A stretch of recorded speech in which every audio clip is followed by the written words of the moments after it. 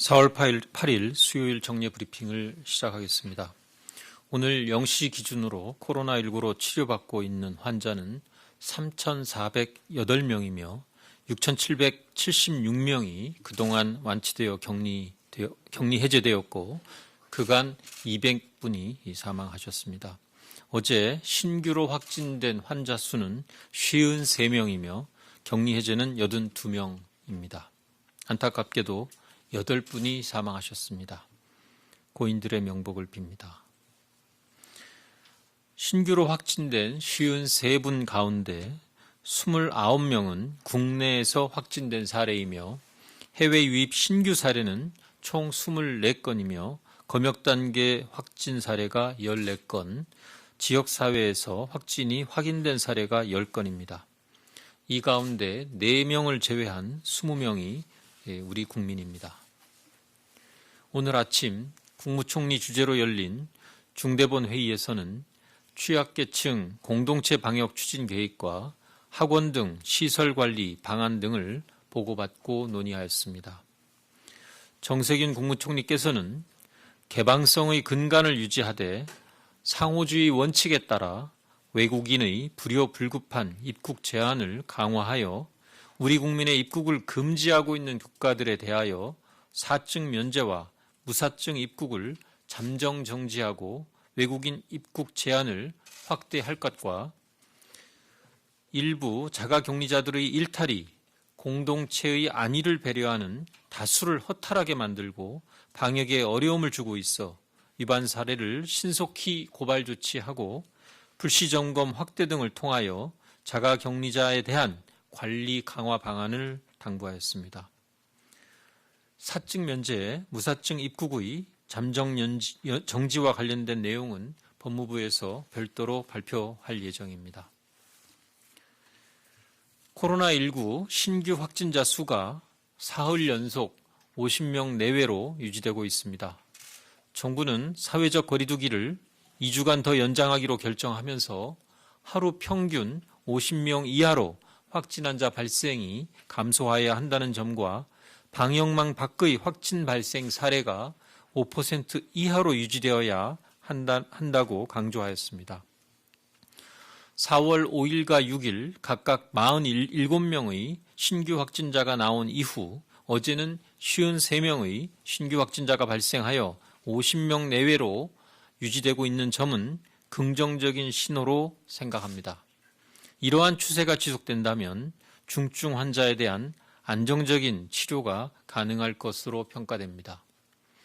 지난 2월 18일 31번 환자 발생 이후 대구 신천지 신도를 중심으로 확진 환자가 급증하며 방역망의 통제를 벗어났던 환자 발생 경로도 점차 통제 범위 내로 회복되는 중이며 완치되어 격리가 해제된 환자들도 계속 늘어나 6,800명에 근접하고 있습니다. 코로나19에 감염되어 치료 중인 환자분들의 다수가 건강을 되찾고 일상생활에 무사히 복귀하시기를 기원하며 정부도 일선 현장의 의료진들과 적극 협력하며 코로나19 극복을 위해 노력하겠습니다. 그러나 수차례 강조드린 것처럼 코로나19의 확산 위험이 여전히 존재한다는 사실도 잊지 않기를 당부드립니다. 어제 200번째 사망자가 발생하여 치명률이 계속 증가하고 있는 것은 보건당국으로서 매우 가슴 아프고 주목해야 할 대목입니다. 높은 완치율과는 별도로 어르신이나 기저질환자 등의 고위험군에게 코로나19가 매우 위험하다는 사실을 이제는 우리 모두가 알고 있습니다. 특히 80대 이상의 고령층 사망률이 20%가 넘었다는 점을 주목한다면 이분들의 피해와 사망을 최소화하는 것이 코로나19와의 싸움에서 우리 모두의 중요한 숙제입니다.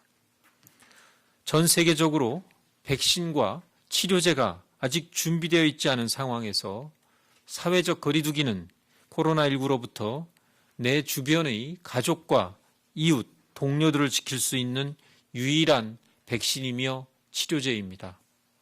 나 하나쯤이야 하는 아니란 생각이 지역사회와 집단시설의 대형 감염으로 이어질 수 있습니다.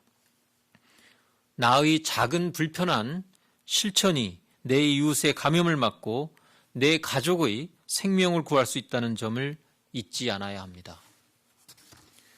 오늘 중대본 회의에서는 고위험 집단에 대한 방역 강화와 학교, 클럽 등의 취약시설 관리 방안을 중점적으로 논의하였습니다.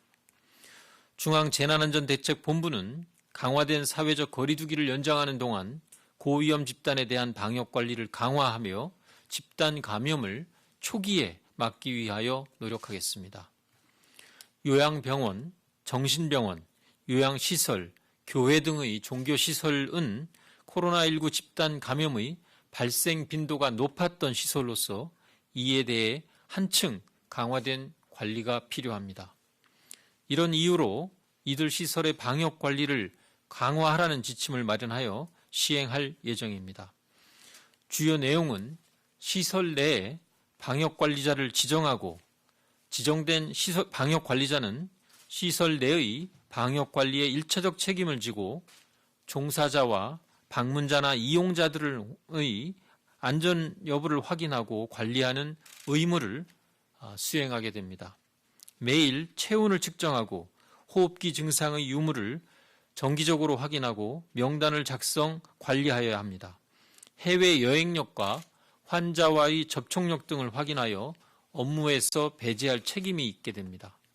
또한 요양병원, 요양시설, 정신병원에 대해서는 한 명의 확진 환자라도 발생할 경우 종사자와 환자 전원에 대하여 진단검사를 실시하고 교회 등의 종교시설에 대해서는 역학조사를 통해 접촉자 범위를 다른 시설들보다 넓게 설정하여 검사를 실시하기로 하였습니다. 밀폐된 장소에서 다수가 밀집하는 집단에서 코로나19가 발생할 경우 평균 30 내지 40% 정도의 구성원이 감염되는 사례 등을 반영해서 적극적인 검사를 실시하기로 결정하였습니다. 한편 학원과 유흥시설에 대해서도 사회적 거리두기가 잘 지켜지지 않고 있어 강화된 조치가 필요하다고 판단하고 있습니다. 이에 따라 교회, 실내 체육시설 등과 마찬가지로 학원을 대상으로도 운영 중단을 권고하고 불가피한 경우는 정부가 제시하는 방역 지침을 준수하여 운영을 허용하는 행정명령을 오늘 발령하였습니다. 구체적인 방역 지침으로 강사와 학생들에게 전원 마스크 착용을 의무화하고 강의 수강 시에 학생들 사이의 간격을 최소 1m 이상 유지할 것을 제시하였습니다. 또한 최소한 매일 2차례 이상 소독과 환기를 실시하고 감염 관리를 담당하는 책임자를 지정해서 출입자 명단을 작성 관리하도록 하였습니다. 유흥시설은 이미 운영 제한 조치가 시행 중입니다. 어제 발표한 대로 경찰과 소비자식품위생감시원이 함께 참여하는 합동 점검을 주요 영업시간대에 집중적으로 실시하여 실효성 있는 점검이 이루어질 수 있도록 하겠습니다. 코로나19는 우리 사회 모든 구성원들이 힘을 합쳐야 이길 수 있는 질병입니다.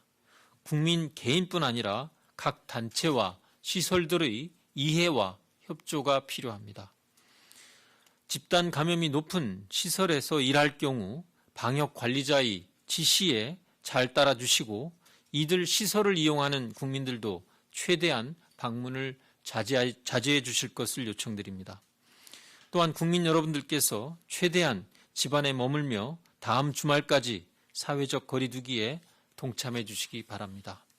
불효불급한 모임, 여행 등은 연기하거나 취소하고 발열이나 호흡기 증상이 있을 경우 출근하지 않고 집에서 충분히 휴식하여 주시기를 당부드립니다. 손 씻기, 기침 예절 등 개인 위생 수칙을 준수하여 주시기를 거듭 부탁드립니다. 지금까지처럼 국민들께서 방역 당국과 힘을 합쳐 함께 노력한다면 대한민국은 코로나19의 위기를 극복할 수 있습니다. 감사합니다.